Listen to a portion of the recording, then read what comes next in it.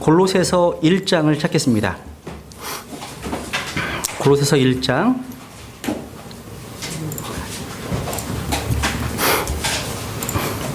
20절.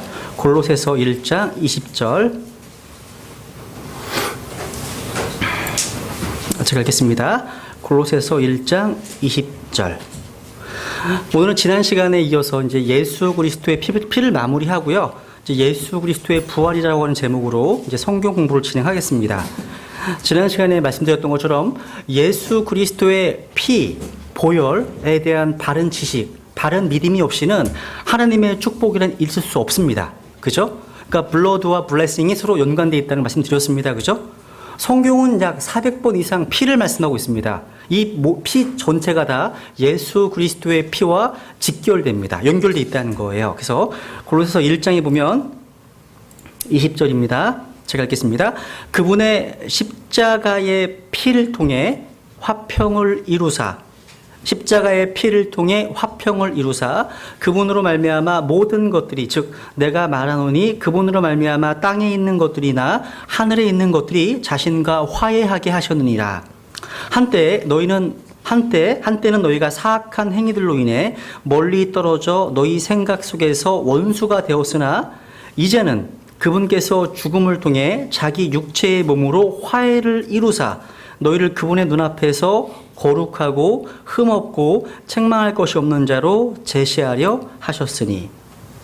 우리 지난 시간에 예수 그리스도의 피를 통해서 의롭다함을 받았습니다. 그죠? 우리는 단지 용서만 받은 죄인일 뿐만 아니라 하나님 앞에서 칭의, 의롭다함을 받은 하나님의 아들들인 것이죠. 또 우리는 예수 그리스도의 피로 하나님과 화해하게 되었습니다. 또 우리는 예수 그리스도의 피로 구속함을 입게 되었습니다. 또 우리는 그 피를 통해서 깨끗함을 입습니다. 그죠? 깨끗함. 씻겨졌다는 거죠. 우리가 구원받기 이전에 예수 그리스도의 피가 필요하듯이 구원받은 이후에도 예수 그리스도의 피는 필요합니다. 계속 유효합니다. 그 죄의 용서의 능력은 변함이 없어요. 우리가 하나님과의 교제에 있어서도 예수 그리스도의 피가 필요합니다. 그 피는 지속된다는 거죠. 또 구원받은 성도들 간의 교제도 예수 그리스도의 피로 이루어집니다. 이 피는 영원한 피이고 우리를 죄에서 깨끗하게 하는 피입니다. 근데 여기 보시니까 골로새 1장에 보니까 20절에 보면 그분의 십자가의 피를 통해서 뭘 이루었다고요? 화평을 이루사. 화평을 말씀하고 있죠. 십자가는 타락한 인간과 하나님 사이의 그 갭을, 간격을 메꾸어 주는 것이었습니다. 이 십자가에서 인간의 죄악들과 불법들이 궁극적으로 심판을 받았기 때문에 하나님과 화해할 수 있게 되었다는 것이죠. 뭘 통해서요? 그 피를 통해서. 여러분 이집트에서 유월절 밤 기억하시죠? 하나님 말씀하시기를 내가 그 피를 볼 때에 너희를 패스 오버, 넘어가겠다 말씀하시죠. 유월절 패스 오버잖아요. 뭘 볼 때? 너희의 피를 볼 때. 너희의 선행을 볼 때도 아니고요. 너희의 침례 세례를 볼 때도 아니고 너희의 선행, 의로운 행실 이것도 아니에요. 그죠? 뭘 볼 때? 그 피를 볼 때 넘어간다고 말씀하시죠. 이 피는요, 우리의 죄에 대한 심판과 형벌이 완성되었다고 말씀하십니다. 그래서 하나님과 화평하셔 주는 거예요. 그러니까 화해라는 말은요, 예수 그리스도께서 십자가에서 이루신 그 피의 근거에서, 피의 속죄의 근거에서 하나님과의 교제를 회복하게 된 것을 의미하는 것입니다. 여러분 어떤 죄인도 십자가로 나오지 않고는 하나님과 화해할 수가 없죠. 어떻게 해요? 그러면 예수님께서는 어떻게 화해를 이루셨을까요? 22절에 보면 죽음을 통해서 자기 육체의 몸으로, 그러니까 죽음을 통해서 자기 육체의 몸으로 되어 있죠. 예수님께서 스스로 사람의 몸의 형태를 입으셨기 때문에 우리를 위해서 죽을 수 있으셨죠. 인성. 그죠? 예수님께서 십자가에 못 박히셨을 때, 매달리셨을 때 세상의 모든 죄들이 그분께로 놓여 있었죠. 놓여 있었습니다. 실제로 십자가상의 예수 그리스도의 모습은 한마디로 말해서 죄의 화신이었습니다. 그러니까 하나님께서 죄를 알지도 못한 그분을 우리를 위해서 뭐가 되게 하셨다고요? sin, 그분이 우리를 위해서 죄가 되게 하셨대요. 왜? 우리가 그분 안에서 하나님의 의가 되게 하십니다. 이게 서로 바뀐 거예요. 나영 속에 죄악된 죄가 예수 그리스도의 100% 의로운 삶이 기록된 책이 있어요. 근데 서로 이름을 바꿔버렸네?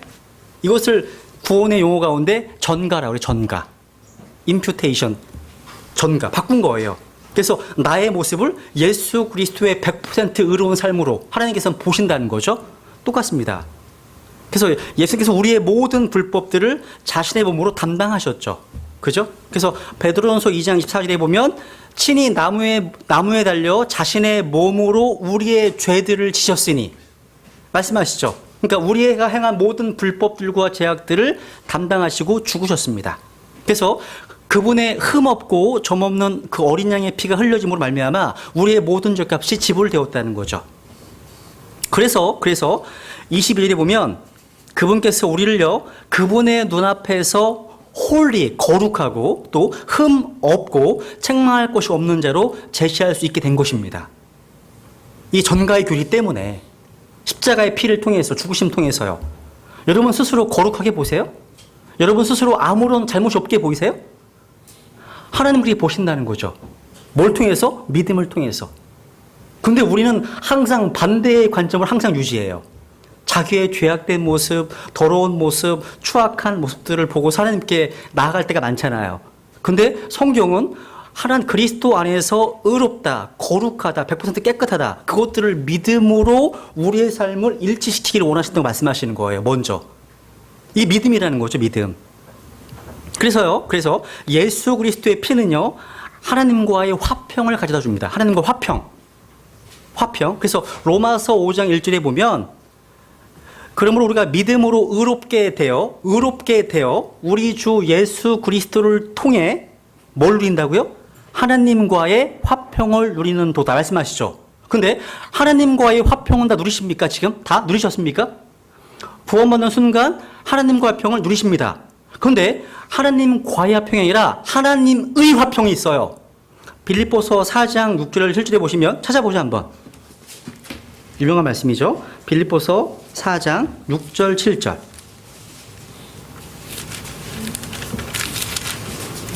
이 말씀도 많은 크리스찬들이 순종하지 않는 말씀이죠. 그죠? 염려 걱정을 참 많이 하시잖아요. 성경은 하지 말라 하시는데. 그죠? 6절 7절 같이 읽죠. 시작. 아무것도 염려하지 말고 오직 모든 일에서 기도와 간구로 너희가 요청할 것들을 감사와 더불어 하나님께 알리라.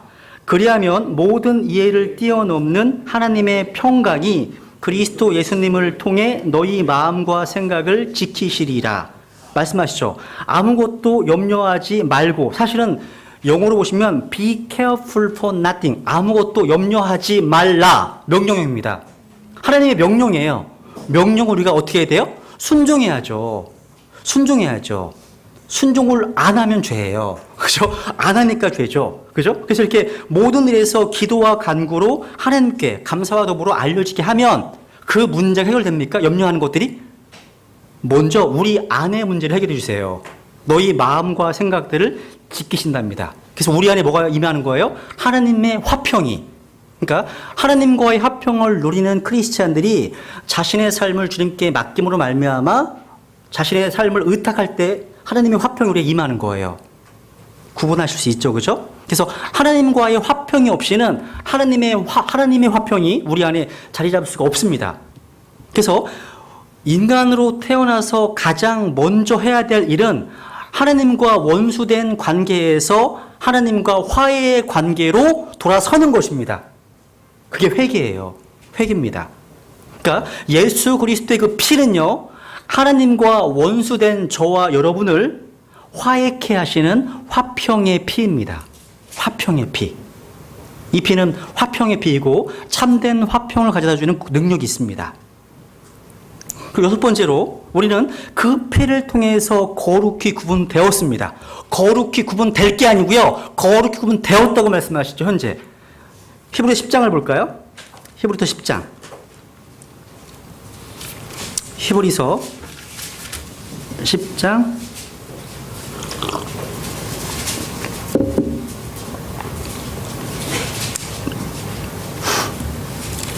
26절, 히브리서 10장 26절. 우리가 진리에 관한 지식을 받은 뒤에 고의로 죄를 지으면 다시는 죄들로 인한 희생물이 남아있지 아니하고 대적들을 삼킬 심판과 불같은 경노에 대하여 두렵게 기다리는 어떤 일만 남아있느니라. 모세 율법을 멸시한 자도 두세 증인으로 인해 긍휼을 얻지 못하고 죽었거늘 하물며 하나님의 아들을 발로 밟고 자기를 거룩히 구별한 언약의 피를 거룩하지 아니한 것으로 여기며 은혜의 영께 무례 행한 자가 당연히 받을 것으로 생각되는 형벌은 얼마나 더 극심하겠느냐. 너희는 생각해보라. 이게 많은 사람들이 이 구절을 난해 구절로 생각하잖아요. 난해 구절은 아니에요. 26절에 진리에 관한 지식을 받은 뒤에 우리가 예수 그리스도를 증언하죠. 복음을 전파합니다. 전했습니다. 그런데 상대방이 다 들었어. 그 사실 다 들었습니다. 들었는데 고의로 죄를 져. 이 내용이 뭐냐면 29절에서 해석해 줍니다. 세 가지예요. 하나님의 아들 발로 밟는 거. 두 번째, 자기를 거룩히 구별한 언약의 피를 거룩하지 아니한 것으로 여기는 것. 세 번째, 은혜의 영께 무례 행한 것. 이게 죄예요. 이게 죄. 이 고의로 예수 그리스도를 거부하잖아요. 그럼 더 이상 희생물이 없죠.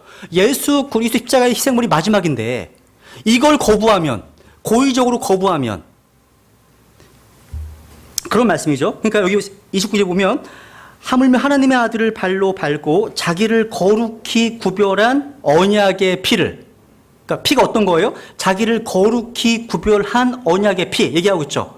사실요, 이 말씀은요, 칼빈주의자들에게는 치명적인 구절이에요. 굉장히 힘들어해요, 이 구절을.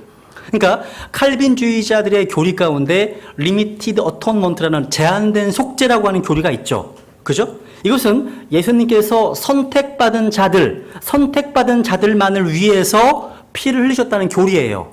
그러니까 모든 사람들을 위해서 피 흘리신 게 아니라 창세 전에 영원한 칙령에 의해서 선택한 사람들만을 위해서 피 흘리셨다는 교리입니다. 이단이죠? 아니죠. 근데 여기 보시면 자기를 거룩히 구별한 언약의 피 말씀하시죠. 이 피를 받은 사람은 선택받은 자예요.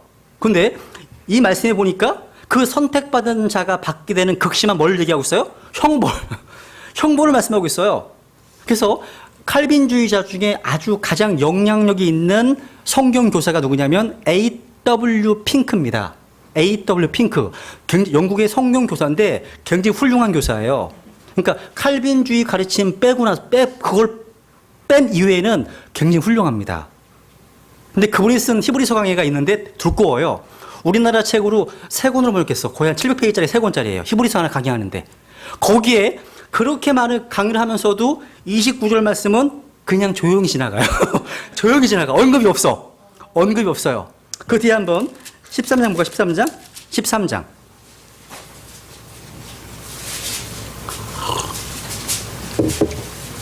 히브리서 13장 12절. 그러므로 예수님께서도 친히 자신의 피로 백성을 거룩히 구별하시려고 성문 밖에서 고난을 당하셨느니라. 밑줄. 자신의 피로 백성을 거룩히 구별하시려고. 그죠? 우리도 마찬가지죠. 우리를 거룩히 구별하는 것, 거룩히 구분하는 것은 십자가 목걸이가 아니에요. 어떤 가운, 찬양대 가운 그런 게 아니에요. 아닙니다.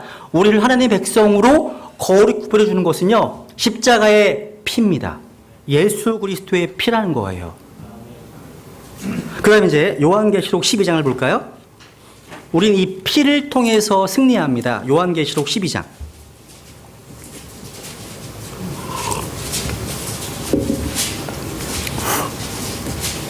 요한계시록 12장 9절 보시면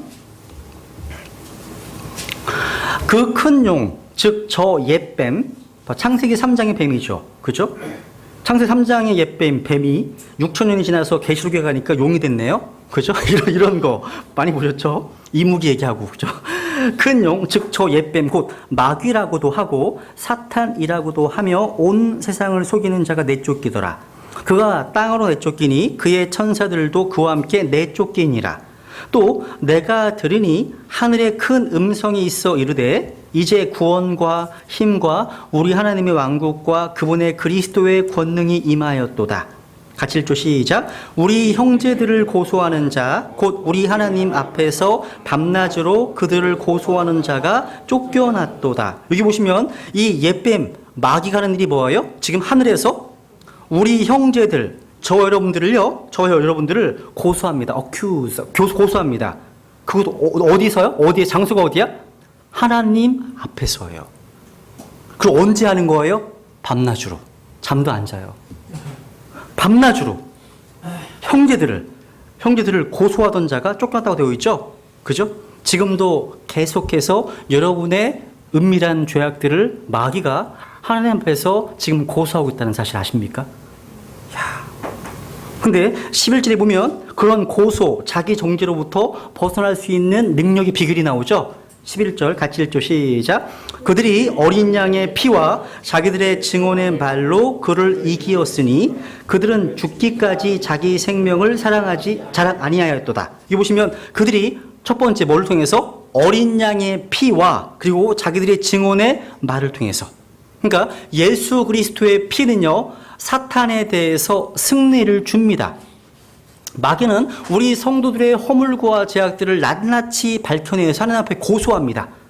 제 나영석이 2003년 7월 8일 날 밤에 한 그 일을 고소하는 거 하나님 앞에 고소합니다. 근데 걱정하지 마세요. 백전백승이신 변호인이 계세요. 그죠? 우리에게는 어린 양의 피가 있습니다. 어린 양의 피는요, 모든 원수 마귀들의 공격을 막아내는 방패예요. 방패입니다. 또 그들을 이겨내는 능력입니다. 우리가 마귀를 이기는 두 가지 무기가 있다면 첫 번째는 어린 양의 피이고 두 번째는 기록된 말씀입니다. 말씀. 주님은 우리 구주 예수 그리스도 그분은요, 이 시간에도 저 하늘에서 대제사장의 직분을 수행하고 계십니다.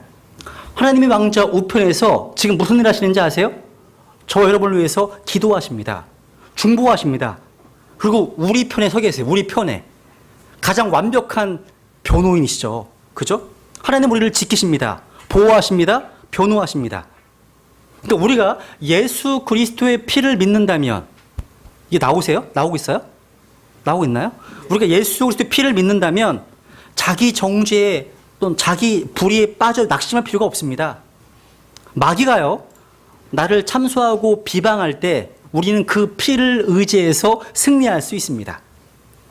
여러분 목욕탕 자주 가세요? 목욕탕 갈 때마다요, 이 목욕탕 주인이 어라? 저 인간 또 왔네? 왜 이렇게 더러워? 거의 매주 한 번씩 오네? 이렇게 얘기하는 목욕탕 주인이 있을까요? 네? 막 저 더러우니까 또 왔어 하면서 막 혀를 차면서 막 그런 주인이 또 있을까요? 한심하게 생각할까요? 아니죠. 우리도 항상 하느님 앞에서 그런 상황에 놓여 있다는 거예요. 항상요. 우리는 항상 죄를 닦아내야 돼요. 안 닦은 같은 영적인 노숙자들이 많이 있어요. 냄새가 나요, 막. 냄새가 납니다. 항상 잘 닦으셔야 돼요. 여러분 몸만 닦지 말고 속사람도 닦아내세요, 정말. 속사람을요. 뭐 다 경험해 보셔서 아실 것 같은데, 그죠? 우리는 예수 그리스도의 보혈을 항상 붙들어야 됩니다. 그 피를 믿는 믿음만이 마귀의 참소를 잠잠케 할 수 있고요. 그를 도망하게 할 수 있습니다. 바로 우리의 승리의 삶은 이 피를 믿고 이 피를 나의 삶에 매일 적용하는 생활입니다. 이게 승리의 삶이에요. 자주 가셔야 돼요. 목욕탕에. 영적 목욕탕에 자주 가셔야 돼요. 그 다음에 이제 히브리서 10장을 보겠습니다. 히브리서 10장. 이게 마이크가 나오다 안 나오다 하는 것 같죠? 괜찮으세요? 네. 히브리서 10장 19절. 히브리서 10장 19절.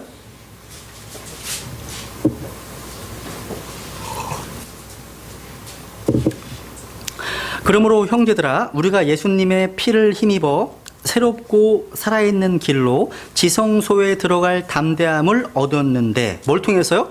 예수님의 피를 힘입어서요. 이 길은 그분께서 우리를 위하여 휘장 곧 자기의 육체를 통해 거룩히 구분하신 것이니라. 또 하나님의 집을 다스리는 대제사장께서 우리에게 계심으로 우리 마음이 뿌림을 받아 악한 양심으로부터 벗어났고 우리 몸은 순수한 물로 씻겼으니 우리가 믿음의 충만한 확신 속에서 진실한 마음으로 가까이 다가가자. 예수 그리스도의 피는요, 하나님께 가까이 다가갈 수 있는 담대함을 줍니다. 지성소는요, 하나님이 계신 곳을 말합니다. 지성소는요, Holy of Holies, 가장 거룩한 곳입니다. 지성소는요, 구약 성경에 보시면 1년에 딱 한 번 대제사장이요, 자신의 죄를 속죄하는 제사를 드린 후에 들어갈 수 있었던 곳이죠. 근데 이 땅 위의 성전, 이 땅의 성전이 만드는 지성소가 아니라 저 하늘의 지성소에 단번에 들어갈 수 있는 일이 열렸습니다. 여러분, 청와대에 단번에 들어갈 수 있으세요? 청와대? 거부할 거야. 아마 백악관은 말할 필요도 없죠. 그죠? 우리가 하늘의 성소에 들어가기 위해서 마리아의 중보가 필요합니까? 천사의 도움이 필요해요? 아니면 다른 성인들의 중보가 필요합니까? 아니에요. 하늘의 지성소로 바로 들어가는데 필요한 한 가지. 뭐밖에 없습니까? 예수 그리스도의 피밖에 없습니다. 피입니다. 피. 예수님의 피를 힘입어서 하늘의 하나님께 나아갑니다. 혹시 여기 계신 분 가운데요? 분 가운데 그런 게 없으세요? 저는 그런 적이 많이 있었거든요. 예전에. 야, 오늘 성경을 한 30장 읽었어. 야, 또 밖에 나가서 구경도 했네. 야, 그리고 매일매일 기도가 너무 잘 돼. 그리고 봉사도 참 많이 했어. 이렇게 이런 삶을 살 때 하나님께 나아가기가 훨씬 더 좀 뭔가 수월하게 느껴져. 네? 그런 분이 없기를 바랍니다. 없기를 바래요. 우리는요, 주님의 피를 힘입어서 그분께로 나아가는 것이지 다른 그 어떤 곳으로 나아갈 수 없습니다. 이게 은혜예요, 은혜. 나의 삶과 관계없이요, 그분의 피를 붙들고 나아가는 거예요. 여러분, 그동안 엉망으로 살았다고 해서 절망하지 마세요.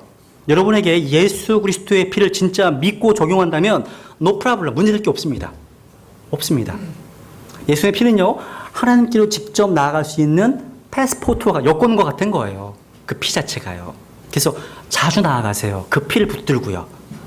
여러분, 홈페이지 자주 들어오시죠? 홈페이지 항상 아이드 치고 패스워드 치잖아요. 그죠? 하늘의 홈페이지는요, 블러드를 치면 들어가는 거예요. 피를 치면 들어가요. 다. 누구에 열려 있어요. 왜 안 치세요, 피를? 왜 안 치세요? 치셔야 됩니다. 그러면 다시 히브리서 10장을 보겠습니다. 앞에 보세요, 한번. 어떤 피여야 될까요? 이제 어떤 피?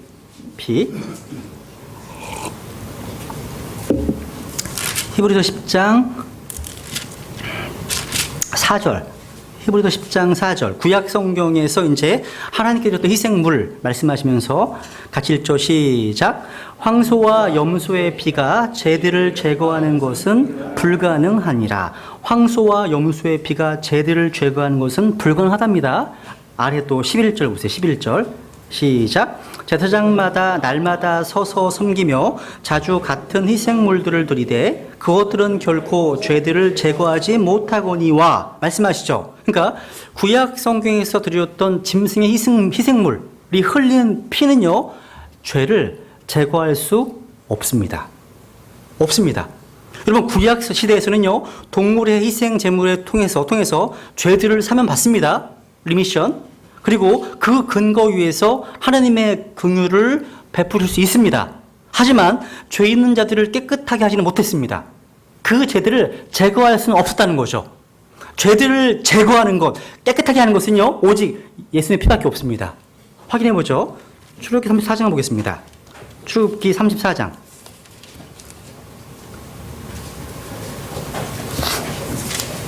출애굽기 34장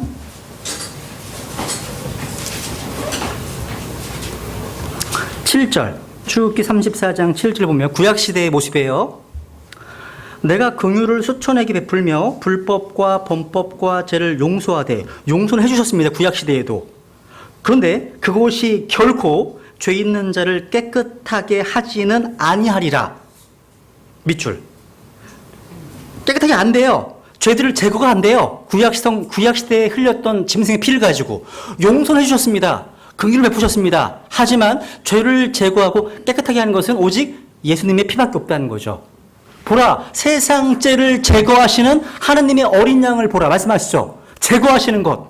또 요한일서 3장 5절에 보시면 죄들을 제거하시기 위해서 하나님의 아들이 오신 겁니다. 여러분, 몰몬교라고 있어요. 미국 유타주에 가시면 몰몬교의 하나의 시티가 있죠. 거기 보시면 그 사람은 뭐라고 얘기하냐면, 우리 인간은 개인적으로 자신의 피를 흘려서 자기의 죄를 속죄할 수 있다는 가르침을 가르쳐요. 자기의 피를 흘리면 자기의 죄를 속죄할 수 있답니다. 야, 놀랍죠? 어떻게 그럴 수가 있죠? 근데 속죄할 수 있어 없어요? 왜 그렇죠? 우리 인간의 피는요, 오염됐거든요. 오염되어 있고요. 죄악된 피이기 때문입니다. 오직 예수 그리스도의 점도 없고 흠도 없는 그 보배로운 피만이 가능하게 합니다. 성경은요, 어떤 피가 흘려져야 영원한 구원을 얻을 수 있는지 말씀하고 있습니다. 첫 번째, 순수한 피여야 합니다. 순수한 피. 여러분, 하나님이면서 사람이신 주 예수 그리스도만이 죄가 없으셨죠. 인간의 피는 아담에게서 물려받은 피입니다. 그래서 사도행전 17장 26절에 보시면 사람들의 모든 민족들을 한 피에서 만드사 온 지면에 거하게 하시고, 한 피가 어떤 피예요? 아담의 피에서 다 내려온 거 아니에요? 아담의 피입니다. 그런데 이 아담의 피는요, 죄로 얼룩져 있는 피예요. 그래서 로마서 5장 12절에 보시면 한 사람으로 말미암아 죄가 세상에 들어오고 죄 때문에 사망이 왔다고 말씀하시죠. 죄악 가운데 있는 피입니다. 그런데 예수 그리스도께서도 이 땅에 인간의 몸으로 오셨습니다. 똑같은 방식으로요, 똑같은 모습으로 살과 피를 입고 오셨습니다. 그런데 모양 같은데 질이 달라, 질이요. 그분의 몸 자체는요, 성령으로 잉태해서 하나님의 독생자로 오신 몸이고요. 그 피는 어떤 피예요? 그렇죠. 하나님의 피입니다. 하나님의 피. 하나님께서 자신의 피로 사신 교회 말씀하시죠. 하나님의 피예요. 하나님의 피. 인간의 것이 아니었다는 거죠. 그리고 이 피는요, 마태복음 27장 4절에 보면 가룟 유다가 내가 이 무죄한 피를 흘렸다 얘기합니다. 예수 그리스도의 피는요, 이노센트, 무죄한 피입니다. 죄가 없습니다. 그 피가요. 그리고 베드로전서 1장에 보시면 흠도 없고 점도 없는 어린 양의 피. 흠도 없고 점도 없답니다. 자, 보배로운 피 확인해 볼게요. 베드로전서 1장. 베드로전서 1장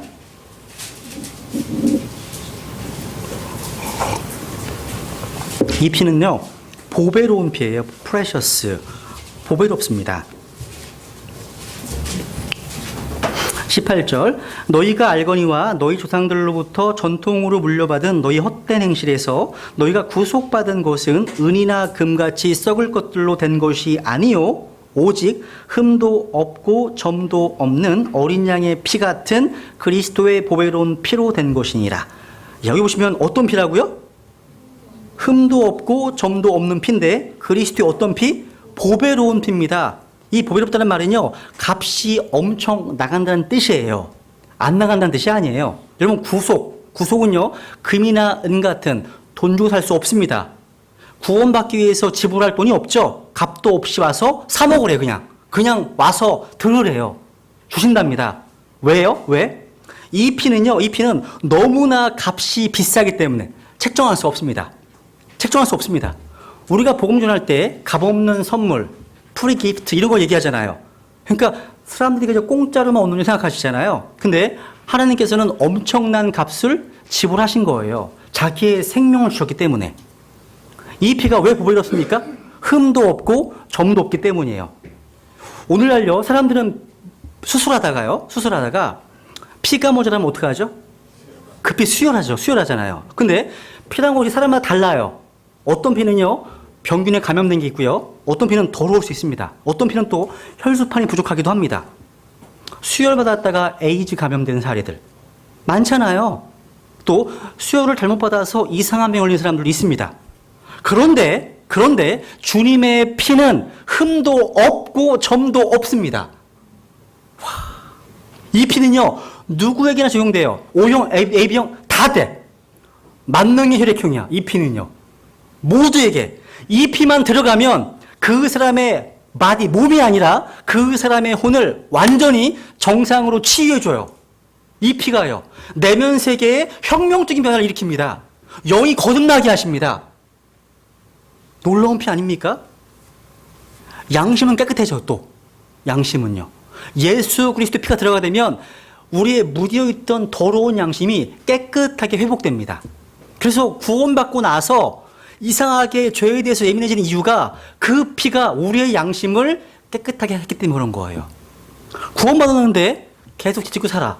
그래도 아무런 감각이 없어. 구원 안 받은 거겠죠. 안 받은 거죠. 왜? 예수 그리스도의 피로 양심이 깨끗이 되었다면 죄에 대해서 예민할 수밖에 없습니다. 저는 그거 가지고요, 내가 구원받았구나 알게 된 하나의 증거였어요. 제가 92년도 구원받고 나서요, 예전에 평범하게 했던 거짓말들이 그다음부터는 이상한 거예요. 느낌이. 거짓말하고 나면 갑자기 뭔가 확 드러난 것처럼 막 이상해서 하나님께 자백하게 되고. 그러니까 흰 와이셔츠에 검정색 티만 묻으면 금방 드러나죠. 마찬가지예요. 옛날에는 검정색 와이셔츠에 검은 티가 묻었던 거였어요. 근데 예수 그리스도의 피라고 하는 세제로 다 빨았어. 하얗게. 빨래의 끝이었어, 이제 끝. 그런데 거기에 검정색 티가 묻어. 다니면서 금방 티가 나요. 음식 먹다가요, 흰 와이셔츠에 뭐 티잖아요.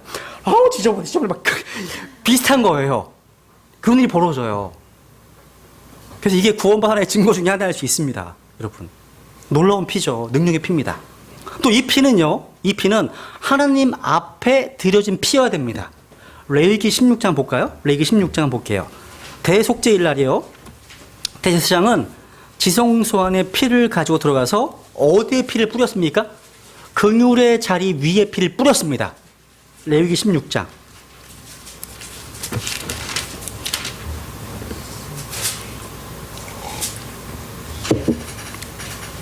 16장. 다 대속죄일에 대해서 말씀하는 내용이죠. 1절. 아론의 두 아들이 주 앞에 헌물을 드리다가 죽은 뒤에 주께서 모세에게 말씀하시니라. 2절. 주께서 모세에게 이르시되 내 형 아론에게 말하여 그가 아무 때나 성소 안으로 휘장 안쪽에 궤 위에 있는 긍휼자리 앞에 들어오지 말게 하라. 구약 시대는요, 예수 그리스도 피가 아직 흘리기 전이죠. 이때는 아무 때나 나갈 수가 없습니다. 그죠? 제한돼 있어요. 그리하여 그 죽지 아니니 나가면 죽습니다. 이는 내가 구름 가운데서 긍휼의 자리 위에 나타날 것이기 때문이니라 하면서 이제 헌물을 가지고 들어오라는 거죠. 근데 5절 보세요. 15절. 그 뒤에 그는 또 백성을 위한 죄 헌물의 염소를 잡아 그곳에 피를 가지고 휘장 안으로 들어가서 그 수소의 피를 행한 것 같이 그 피로 행하여 그 다음 긍휼의 자리 위와 긍휼의 자리 앞에 그것을 뿌릴지니. 그러니까 어디 뿌려요? 긍휼의 자리 위와 앞에 뿌리라고 말씀하고 있죠. 이것은 바로 예수 그리스도께서 행하실 일에 대한 그림자였습니다. 그래서 히브리서 9장에 볼게요. 히브리서 9장. 성막은 하늘의 양식을 쫓아 지어졌죠. 그죠? 패턴. 히브리서 9장. 히브리서 9장.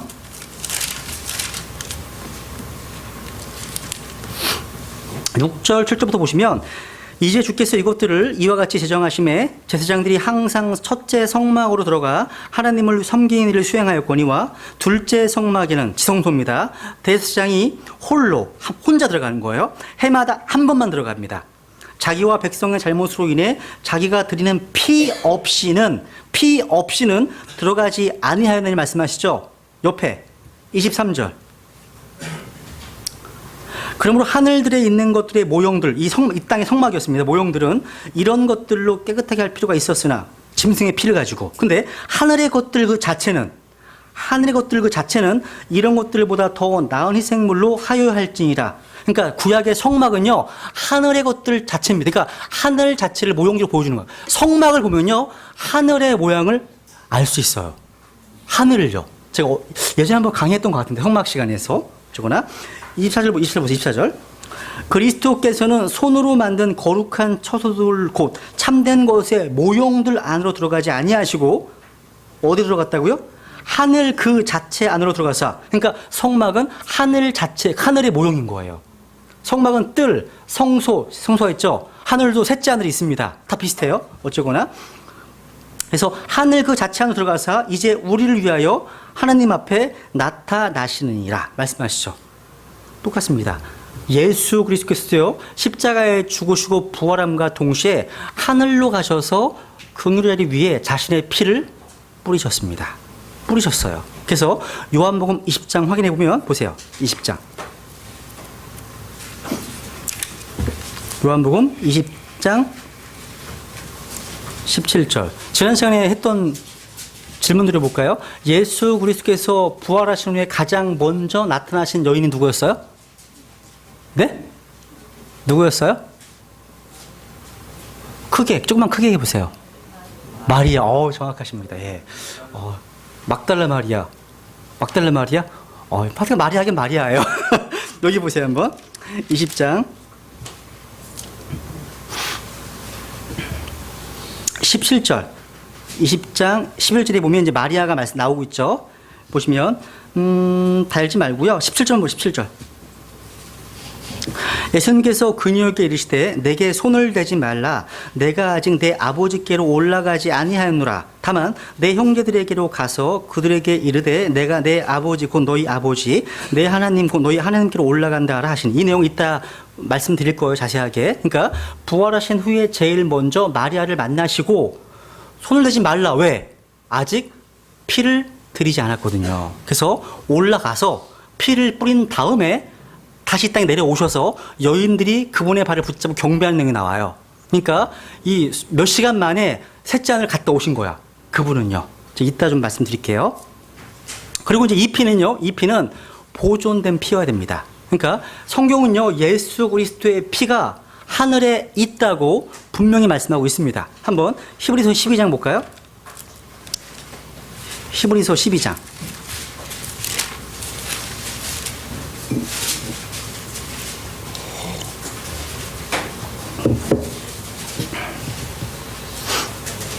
우리가 지금 이르는 곳이 어디냐?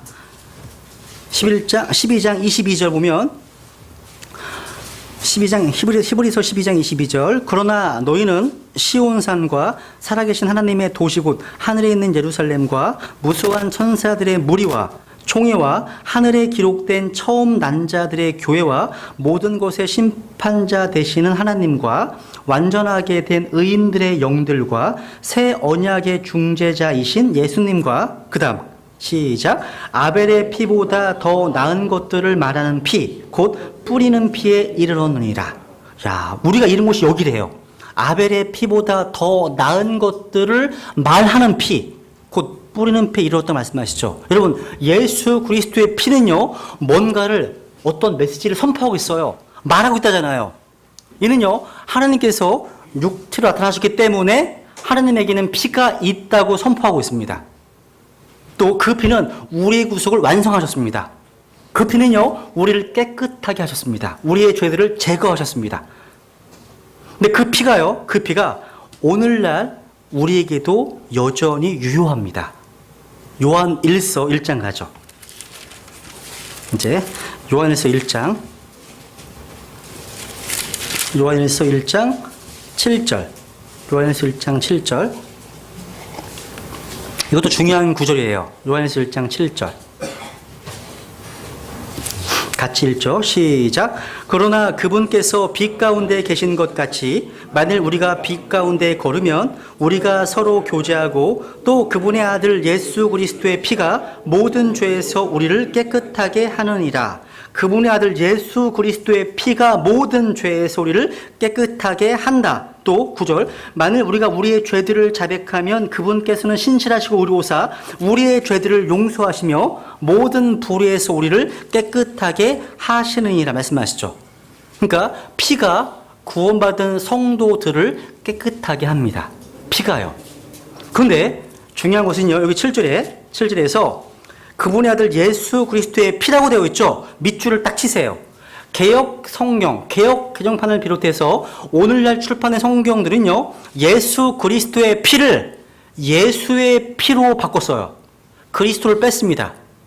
삭제신 거예요. 그러니까 예수 그리스도의 피가 하느님의 피가 아닌 인간의 피라는 거짓 교리를 주장하는 미국의 근본주의자들이 있습니다.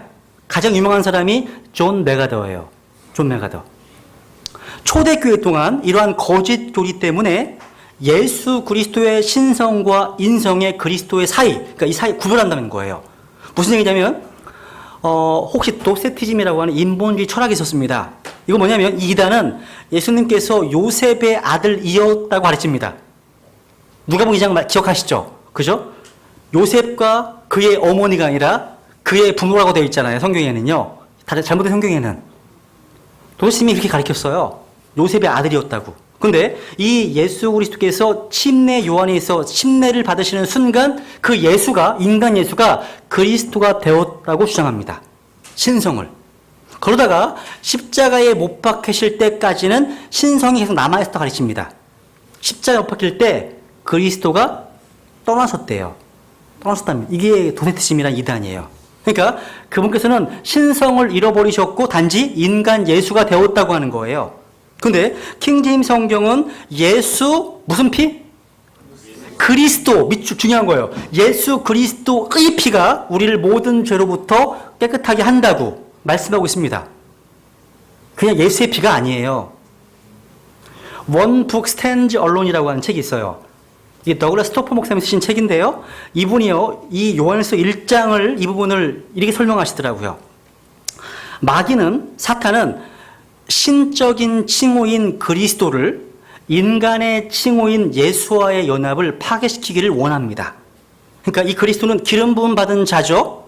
신적인 칭호야. 신성과 연관된 표현이에요. 예수는요, 이 땅에 오신, 인간으로 오신 분의 이름이에요. 이름. 그죠? 이거를 연합을 파괴시키기 원한다는 거죠. 그래서 NIV에서도 그리스도라고 하는 단어를 제거해버렸다는 거죠. 거기에도 단지 예수의 피라고 되어 있어요.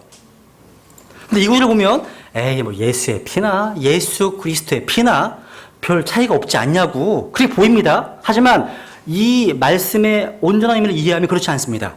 이 변화는요, 고의적으로 예수 그리스도의 신성을 공격하는 거예요. 지금 이 경우에 그렇게 변화가 되면 하나님의 피, 하나님의 궁극적인 희생을 공격하는 거예요. 지금 그러니까 하나님께서 자신의 그 죄 없는 피를 흘리셨다는 것들을 공격한다는 거예요.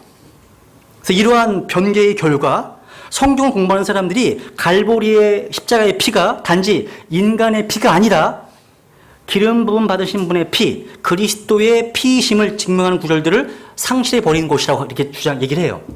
그 내용이에요. 무슨 얘기인지 좀 아시겠죠? 그죠? 예수 그리스도의 피가 돼야 한다는 거예요. 그게 맞다는 거죠. 그죠? 이렇게 한 단어 한 단어가 너무 중요한 거예요. 한 단어 한 단어가. 그리고 이제 하나만 찾아보죠. 스가랴서 13장. 미래의 사건들을 예언한 것들을 보셔도요. 예수 그리스도의 고난당하심, 피 흘리심에 대해서 말씀하고 있는데 스가랴서 13장. 이 부분도 킹제임스 성경만 이렇게 되어 있죠. 13장 6절. 스가랴서 13장 6절 보면 또 사람이 그에게 이르기를 내 두 손에 있는 이 상처들은 무엇이냐 하면 그가 대답하기를 그것들은 내가 내 친구들의 집에서 입은 상처들이라 하자. 밑줄. 내 두 손에 있는 이 상처들은 무엇이냐? 이 누구시죠? 예수 그리스도에 대한 예언이에요. 내 두 손에 있는 상처들. 왜? 양쪽 손에 박히셨잖아요. 못 박히셨잖아요. 상처들이죠. 그죠? 바로 예수 그리스도께서 십자가에 못 박힐 거에 대한 예언이거든요. 그런데 이 예언들이 다른 성경들, 개역 성경을 읽어볼게요. 이렇게 되어 있습니다. 어떤 사람이 그에게 묻기를 네 두 팔 사이에 있는 상처는 어찌 됨이냐 하면 대답하기 이는 나의 친구의 집에서 받은 상처를 하리라. 이렇게 되어 있어요. 팔이야 팔. 팔과 손은 너무 다른 거죠. 그죠? 그러니까 성경 전체의 관주를 상실해버린 거예요. 성경은요, 단어와 단어가 서로 직무처럼 연결되어 있어요. 놀랍습니다. 하나의 단어가 바뀌어버리면 성경 전체의 콩고던 시스템이 다 무너져버리는 거죠. 그러니까 하나가 너무 중요한 거예요. 내 손에 있는 상처죠. 왜 팔이에요? 팔에 무슨 상처야? 팔에 못 박히셨나요? 팔에? 아니죠. 그죠? 예수 그리스도에 대한 예언에 대한 말씀. 내 친구들의 집, 이스라엘 집이죠. 그 집에서 입은 상처시잖아요. 그러니까 피의 권능이 있다는 거예요. 피의 권능이 있습니다. 제가 한 가지 한번 예를 들어볼까요? 복음과 관련돼서 이런 예를 드린 적이 있었는데 16세기경에요. 네덜란드 사람들은 스페인의 아주 잔인한 왕이었던 필립 2세에 의해서 2세에 대해서 반란을 일으켜서 반란을. 여러분 요즘 이제 우크라이나, 러시아 비슷한 그 사이였어요. 근데 이 필립 왕은요, 이 반란을 진압하기 위해서 알바공의 지휘 아래 수많은 군대를 보냈습니다. 네덜란드 노틀람은요, 몇 주간 저항하다가 끝내는 항복했습니다. 근데 이 집 저 집을 다니면서 이 군대들이요, 노틀담 시민들을 찾아내서 그들의 집에서 그들을 무자비하게 학살하기 시작합니다. 그때부터. 실제 역사예요. 그러니까 모든 집이 칼로 피가 물듭니다. 사람들의 비명소리와 울부짖음이 시 전체를 흔들어 버렸습니다. 겁에 질린 남자들과 여자들, 그리고 어린 아이들의 무리는 무거운 발자국 소리가 점점 다가올 때 집에서 숨어 있었습니다. 그러니까 필립 왕의 잔인한 군인들이 다가오고 있었다는 거죠. 무시무시한 공포가 그 시를 휩싸여갔다는 거예요. 근데 그들 중에 한 젊은이가요, 갑자기 한 생각을 냈습니다. 그 집의 뒤뜰에 있는 염소 한 마리가 있었거든요. 갑자기 달려나가서요, 염소를 가져다가 칼로 죽여서 그 피를요, 자기 집 문 안쪽에 막 뿌리고 있는 거야, 지금. 그러니까 피가요, 입구에 흠뻑 젖도록 빗자루로 피를 막 문 밑으로 휩쓸어 버린 거예요, 계속. 쓸어버리는 거죠. 군인들이 집에 도착했습니다. 문을 차고 들어갈 준비를 막 하려고 하던 찰나에 군인 중에 한 명이요, 문 밑으로 흘러나오는 선명한 핏자국을 가리키면서 얘기하는 거예요. 다른 곳으로 가자고. 이미 우리 동료들이 여기 왔다 간 것 같다고. 그 피를 보라고, 한번. 피를 보라고. 그래서 집안에 모여있던 얼마 안 되는 사람들은요, 그 피로 인해서 죽음을 면했습니다. 이와 똑같습니다. 예수 그리스도의 피로 의롭게 된 여러분, 저 상당수의 사람들은요, 영원한 죽음을 면할 것입니다. 필립 왕 2세는요, 자기 통치에 대한 반란의 죄 때문에 노틀담 시민들을 무자비하게 학살했습니다. 정죄했죠. 근데 이 피 때문에 구석진 집에 있던 사람들은 다 목숨을 건졌습니다. 똑같습니다. 하나님의 거룩하심, 하나님의 공의가 하나님의 법을 어긴 여러분과 저의 반역의 죄를 살아낼 것입니다. 만약 그 죄가 해결되지 않았다면 우리는 둘째 사망, 영원한 불못에서 영원한 하나님의 진노를 맞이하게 될 것을 예증하는 겁니다.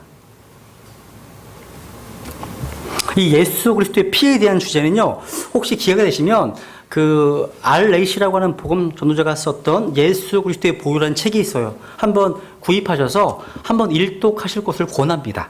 아마 이 파일이 있을걸요, 아마? 그 kit바이블 이런 데 있을 거예요, 아마. 한번 읽어보시면 좋겠습니다.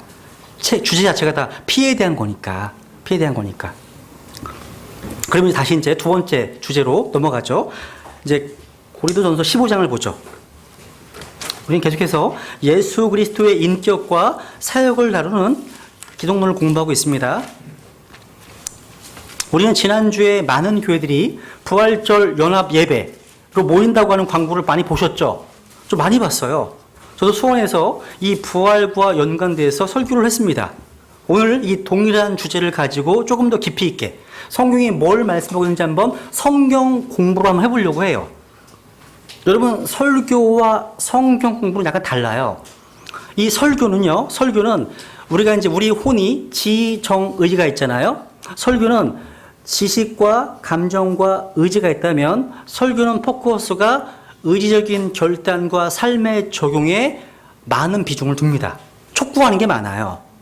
성경 공부는 인포메이션, 지적인 부분에 훨씬 더 포커스를 둬요. 그래서 저 개인적으로도요, 설교보다 성경 공부가 훨씬 더 수월해요. 왜? 막 푸시를 안 해도 되니까. 제가 성령 충만하지 않으면 설교가 더 부담스러운 거죠. 누군가 저한테 설교 한 번 할래? 수영부 10번 할래? 그러면 수영부 10번 할게요. 이렇게 얘기할 만큼 설교 상당히 부담스러운 거거든요. 그게요. 그러니까 이제 성경 공부로 이제 부활에 대한 교리를 공부하려고 하는데요. 한번 다시 보시죠. 15장. 고린도전서 15장.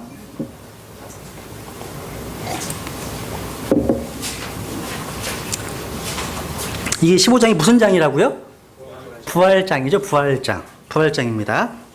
여기 1절부터 제가 읽겠습니다. 이제 복음의 핵심이 부활이잖아요. 또한 형제들아 내가 너에게 선포한 복음을 너희에게 밝히 알리노니 너희 역시 그 복음을 받았으며 또 그 가운데 서 있느니라. 너희가 만일 내가 너에게 선포한 것을 기억하고 헛되이 믿지 아니하였으면 또한 그 복음으로 구원을 받았느니라.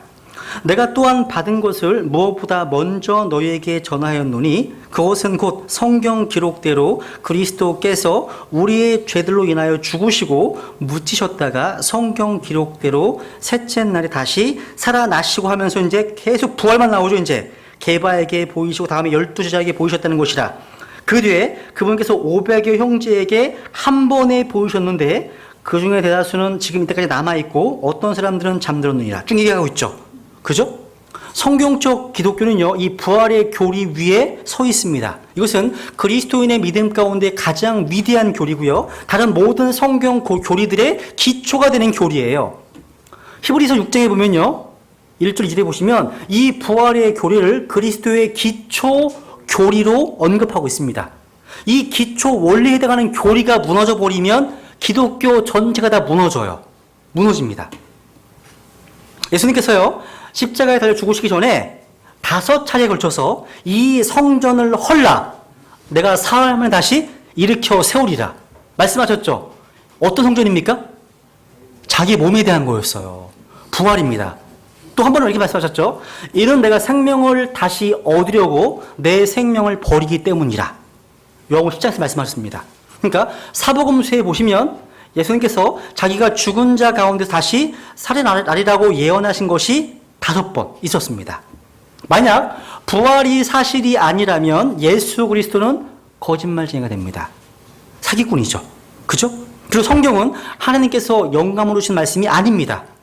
또한 예수 그리스도께서 부활하지 않으셨다면 우리가 밖에 나가서 전파할 복음이 없어요. 복음이 없습니다. 예수 그리스도의 부활이 빠진 복음은 복음이 아니에요. 진짜 풀 가스펠, 순복음, 충만한 복음, 이 진짜 복음은 부활장인 지금 본문에서 읽어본 그 말씀입니다. 이 교리는요, 다른 교리들이 만들어질 때 기초가 되는 토대가 됩니다. 이것을 부인하면, 예수님께서 부활했던 이 교리를 부인하면 우리가 의롭게 된 그 토대를 부정하는 거예요. 로마서 4장에 보면 예수님께서 우리의 범죄로 인하여 넘겨주셨으며 우리의 칭의를 위하여 다시 일으켜 주셨느니라 말씀하십니다. 또 예수님의 부활을 부정하는 것은 그리스도의 신성을 부정하는 것입니다. 왜? 로마서 1장에서 거룩의 영으로는 죽은 자들로부터 부활하사 하나님의 아들로 권능 있게 드러나셨다고 말씀하셨기 때문입니다. 그러니까 성경의 많은 교리들이 예수 그리스도의 부활에 근거하고 있습니다. 그렇기 때문에 이 예수 그리스도의 부활만큼 마귀의 공격을 많이 받은 교리는 없어요. 어떤 분이 1000페이지가 넘게요, 예수 그리스도의 부활과 연관돼서 변형학교로 쓴 책이 하나 있어요. 이 Therefore Stand라는 책이 있어요. 엄청 두꺼워요. 부활 하나 가지고 변증하려고 쓴 책이에요. 별로 읽고 싶지가 않더라고요. 너무 두꺼워서요. 근데 이 부활에 대해서 여러 가지 이론들이 있어요. 저 찾아보니까 힌두교 문서에 있어요. 산스크리트, 크리스어로 되어 있던 힌두교 문서에 보니까 예수 그리스도는 십자가에서 죽지 않으셨고 부활하지 못했다고 주장합니다. 그 문서에 보면. 그분은 힌두교에 있는 수십만 개의 신들 가운데 하나일 뿐이다. 이렇게 주장합니다. 힌두교에서. 일본에서 이렇게 나와요. 일본의 전설이에요. 일본의 이바라키에서 발견된 역사 문서에 따르면 엄청 웃겨요. 이게 왜 있는지 모르겠어요. 예수 그리스도께서 일본 북혼주 지방에서 106세의 나이로 죽었다고 합니다. 실제 이런 걸 얘기해요. 이 문서에는요, 예수님의 마지막 유언이 포함되어 있다고 얘기해요. 일본에 왜 가셨나 모르겠어요. 거기 갈 일이 왜 있을까, 그죠? 그것만이 아니에요. 아프리카에도 있어요. 아프리카 전설. 다양한 지성인들이요, 예수는 히브리인이 아니라 아프리카인이었다고 주장해요. 또 이 다빈치 코드의 속임수 아시죠? 이 소설이죠. 소설. 픽션이죠. 이 다빈치 코드에 보면 예수님께서 막달라 마리아와 something. 막달라 마리아와 결혼했대요. 그래서 자녀들을 낳아서 길렀대요. 그리고 마리아는 프랑스로 이주해 갔대요. 그리고 다시 예수님의 혈통이 계속 이어져 왔다는 거죠. 이게 다빈치 코드의 내용이에요. 이건 신성 모두교입니다. 속임수입니다. 속임수. 또 몰몬교에서는요. 몰몬교에서는 예수 그리스도의 부활을 부인하지는 않습니다. 하지만 예수님께서 부활하신 후에 승천하신 게 아니라 미국으로 가셨대요. 미국으로. 그러니까 이렇게 미국으로 가셔가지고 팔복과 비슷한 설교를 하셨대요. 그리고 12명의 제자들을 더 선택하셨다 가르칩니다. 웃기죠, 그죠? 이거 웃기는 짬뽕이죠, 그죠? 이게 어떤 예수가 참된 거예요? 어떤 예수가? 사탄은요, 예수 그리스도의 부활이라고 하는 이 교리를요, 증오해요. 그래서 많은 거짓 그리스도들을 전파하고 있습니다. 이 모두가 다 짝퉁이야. 거짓입니다. 성경에 쓰여 있는 주 예수 그리스도께서 진리십니다. 여러분, 짝퉁이 많다는 것은 진짜가 있다는 뜻입니다. 제가 부활과 연관돼서는요, 이 변증학적인 어떤 접근은요, 나중에 천사론 공부할 때 한번 살펴볼 거예요. 아니면 들어보셔도 돼요. 지진학과 천사론 강의할 때 변증학을 이렇게 접근한 적이 있었거든요. 한번 들어보셔도 괜찮습니다. 이 부활의 교리는요, 신약의 기초가 되는 교리예요. 신약에서 104번 언급되어 있습니다. 기독교는요, 기독교를 창시한 분께서 살아계시는 유일한 종교예요. 살아계신 분이시죠. 저는 꿈속에서도 주님께 기도하고 막 엉엉 울고 그런 거 꿈을 꿔요. 어젯밤에도 막 꿈속에서는 막 회개하느라고 제가 꿈속에서 막 엉엉 울고 있어요. 막 회개하면서 내가 지은 죄가 많은가 보다 막 꿈에서도 나타날까? 이 회개하는 꿈을 꿀까? 부처든 공자든요, 브라마든 모하메든 간에 칼 마르크스든 간에요, 다 죽었죠. 그죠? 종교를 창설한 자들 가운데 죽지 않은 자가 세상에 없습니다. 아무도 없습니다. 다 무덤에 묻혔고요. 다 뼈가 있습니다. 그죠? 그 종교를 창시한 사람의 뼈가 발견되어도 그 종교에 아주 신실한 추종자가 될 수 있습니다. 여러분, 부처의 뼈를 가지고 있어도 여러분이 좋은 불교 신자가 될 수 있어요. 모하메드의 뼈를 가지고 있어도요, 좋은 이슬람 교도가 될 수 있습니다. 또 브라마의 뼈를 가지고 있어도 좋은 힌두 교도가 될 수 있습니다. 하지만 구원받은 여러분과 제가 예수 그리스도의 뼈 조각을 하나라도 발견한다면 우리는 좋은 그리스도인이 될 수 없습니다. 없습니다. 여기 15장 13절 보세요. 13장. 15장 13절. 같이 읽죠. 시작. 만일 죽은 자들의 부활이 없으면 그리스도께서 일어나지 아니하시느니라. 14절 시작. 또 그리스도께서 일어나지 아니하셨으면 우리의 선포하는 것이요 너희의 믿음도 없것이며. 야. 그리고 참으로 우리가 하나님께 대한 거짓 증인으로 드러나리니. 말씀하고 있죠. 또 17절 보세요. 또 그리스도께서 일으켜지지 아니하셨으면 너희의 믿음이 헛되고 너희가 여전히 너희 죄들 가운데 있으며 따라서 그리스도 안에서 잠든 자들도 멸망하였느니라. 만약 우리가 이 세상 삶을 사는 동안에만 그리스도 안에서 소망을 갖는다면 모든 사람들 중에서 우리가 가장 비참한 자니라. 우리 기독교의 영광, 바로 빈 무덤이죠. 가장 놀라운 소식이 뭐냐면 천사가 예수님 무덤 가서 말했죠. 그분께서 여기 계시지 않고 다시 일어나셨다고 한 소식이에요. 이 굿뉴스입니다. 굿뉴스요. 여기 보시면 다시 보세요. 1절에 보시면 15절 또한 형제들아. 지금 복음을 지금 선포하고 있으면서 대상이 누구였습니까? 대상이 형제들아. 또 너희에게 고린도 교회 성도들에게. 대상이 누구예요? 형제들입니다. 지금 다시 복음을 설명하고 있죠. 여러분, 복음 다시 전하면 에이, 저 다 아는 건 또 전하지 왜? 복음이 또 전하지? 얘기하시죠? 성경은요, 구원받은 그리스도인들에게 복음이 필요하다고 말씀하시는 거예요. 로마서 1장에 보면요, 잠깐 잡아두시고 보세요. 로마서 1장 보세요, 한번.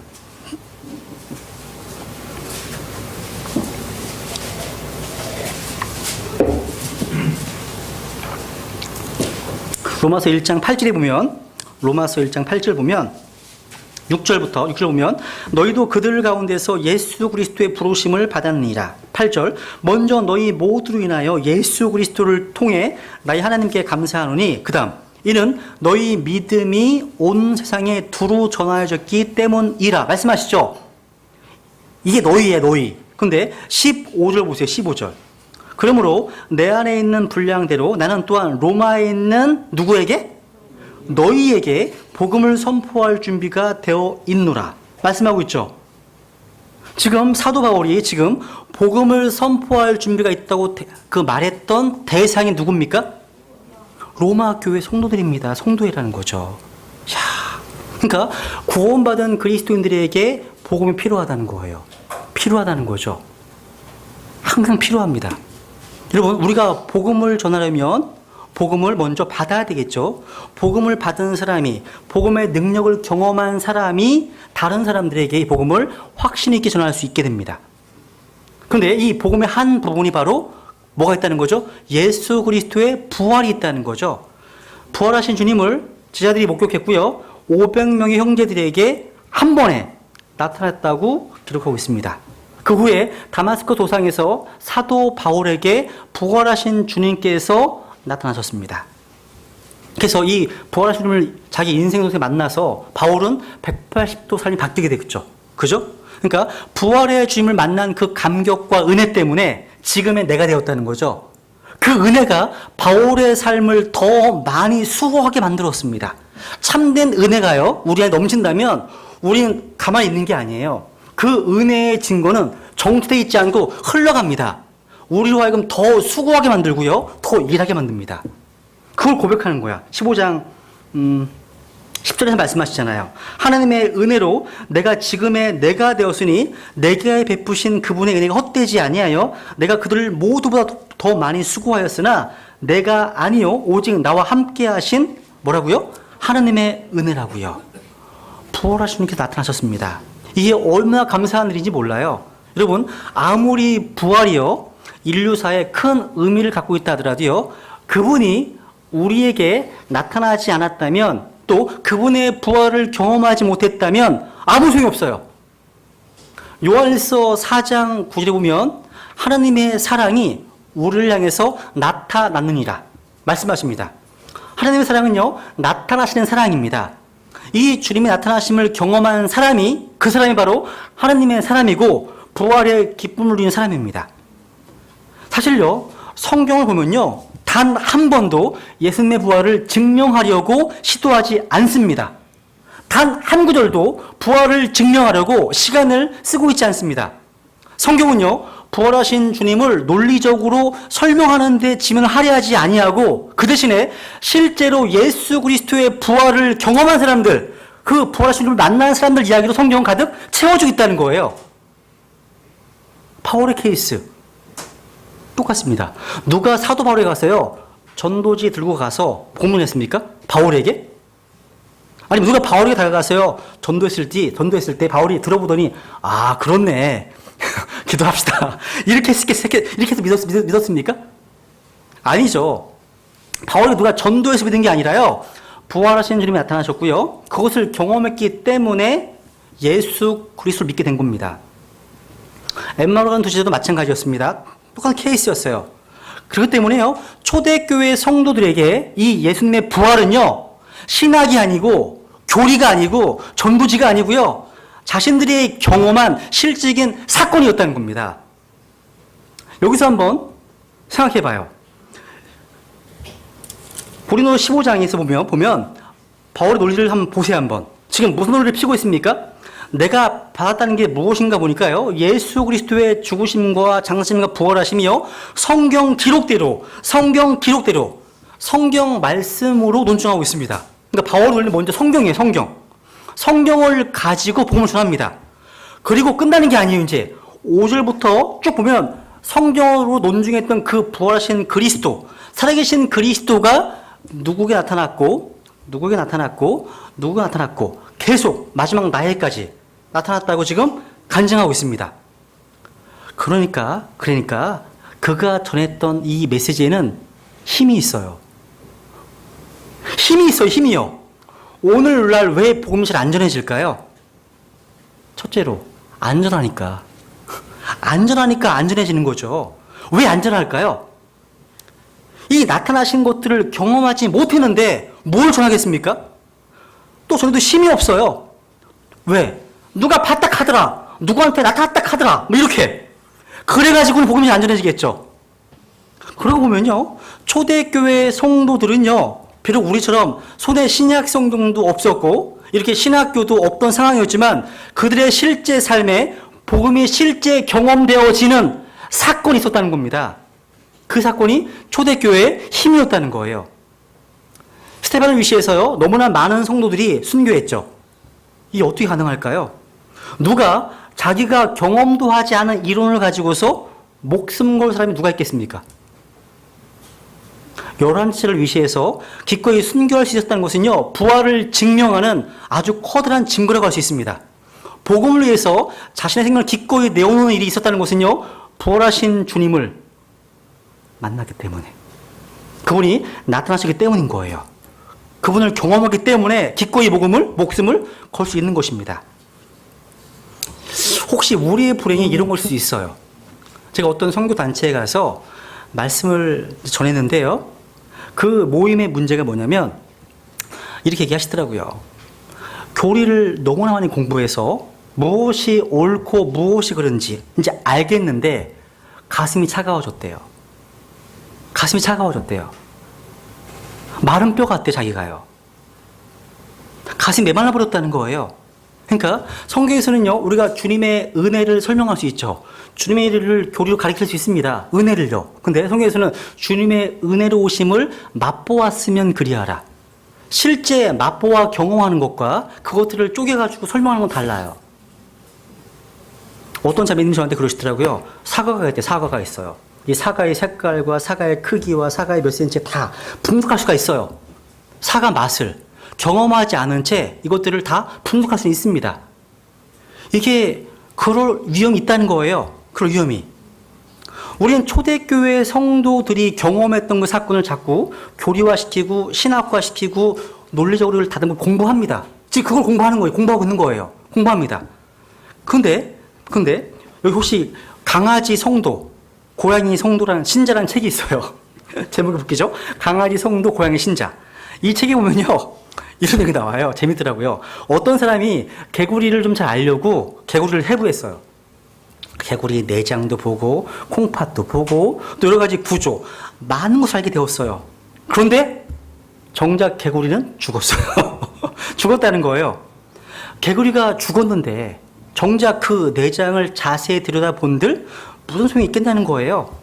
이게 어디다 빗대서 얘기하는 거냐면 성경을 너무나 많이 분석하고 분리하고 해부했는데 또 첫째로, 둘째로, 셋째로 논리적으로 너무나 해부했는데 죽어 있는 개구리는 아무런 반응이 없어요. 그냥 성경을 분석해 놓은 책으로만 전락해 버린 거라는 거죠. 너무나 성경을 쪼개고 해부해 버려가지고 오늘날 복음의 능력이 잘 안 나타난다는 거예요. 그러니까 균형을 잃으면 안 된다는 거예요. 은혜가 필요한다는 거예요. 은혜가요. 같이 가야죠. 은혜와 진리가 같이 가야 되는 거죠. 같이. 어떤 교회 목사님이 그런 말씀 하시더라고요. 일반 교회 목사님이신데요. 설교 중에 자기가 신학교를 들어갔을 때, 첫 번째 신학교를 처음 들어갔을 때는요, 자기 마음속에 불같이 활활 타오르는 불덩어리를 가지고 들어갔다가 3년이 지나니까요, 싸늘한 재가 되어서 나왔대요. 신학교가 그런 곳이랍니다. 허구한 날 성경을 분해해서 칼 바르트가 어쩌고 신신학이 어쩌고 분해하고 쪼개고 계속 3년 가니까 너무나 많은 이런 지식들과 이런 꽉 찼는데 가슴은 식고 있다는 거예요.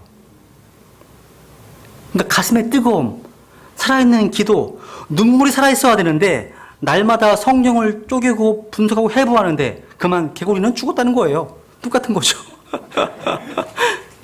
그러니까 우리가 성경은 조금 분석은 못한다 하더라도요, 성경의 구조는 잘 모른다 하더라도 초대교회 성도들처럼 여전히 살살 펄펄 벌떡 뛰는 개구리처럼 육화된 하나님의 말씀이 살살 살아 움직이는 사건을 경험하는 그런 부활하신 주님을 만나는 그런 제가 되기를 소망한다는 거예요.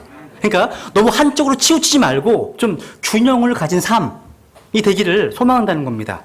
그래서 우리가요, 믿음 얘기할 수 있고 소망 얘기할 수 있고 사랑 얘기할 수 있습니다. 근데 되게 이게 추상적이지 않아요? 믿음, 사랑, 소망 얘기하면 성경은요, 여기 머무르지 않고 믿음의 행위, 소망의 인내, 사랑의 수고, 추상적으로 우리의 믿음이요, 구체적으로 나타나야 한다는 거예요. 그런데 항상 말하는 거 보면 믿음, 소망, 사랑 얘기를 해. 되게 심오한 것 같아. 근데 구체적으로 삶과 적용이 안 돼. 적용이 안 돼. 이런 경우들. 누군가 얘기했잖아요. 우리 성도들은요, 침례교도의 머리, 우리가 침례교도에 다 맵티스트잖아요. 침례교도의 머리가 있어야 돼요.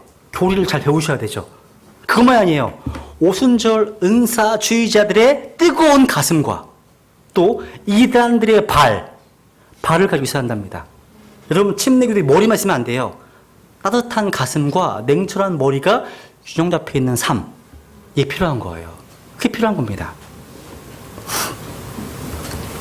다시 고린도서 15장에 보시면요, 예수님께서 무덤에서 부활하지 않으셨다면 바울이 말하기를요, 우리가 모든 사람들 가운데서 가장 어떤 사람이에요? 비참한 사람들 증언합니다.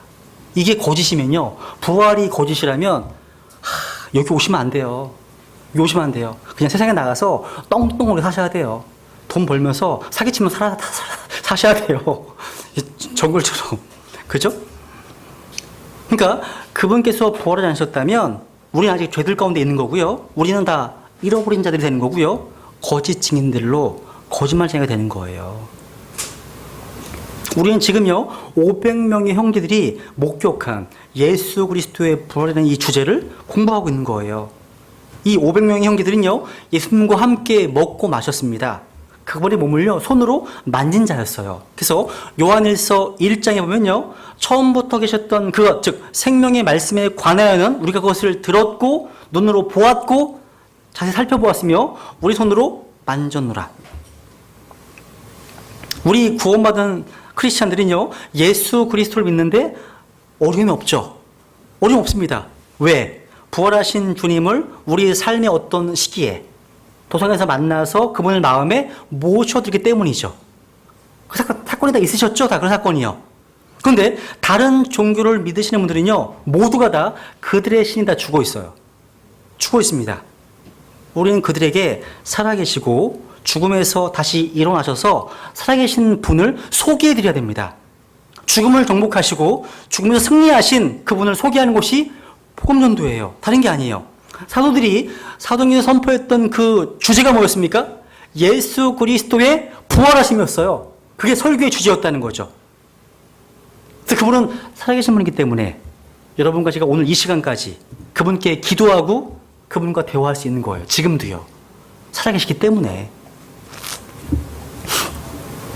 그러면요, 예수 그리스도의 부활에 대한 증언부터는요, 제가 다음 주에 부활에 대해서 다음 주에 이 나눠드린 프린트 뒤에 부활 2번이 또 있어요. 그래서 다음 주에 이 부활에 대한 주제를 다 정리하고 넘어가겠습니다. 이게 다시 시작하게 되면 또 너무 시간이 많이 갈 것 같아서 여기까지만 하시고 다음 주에 하겠습니다. 네.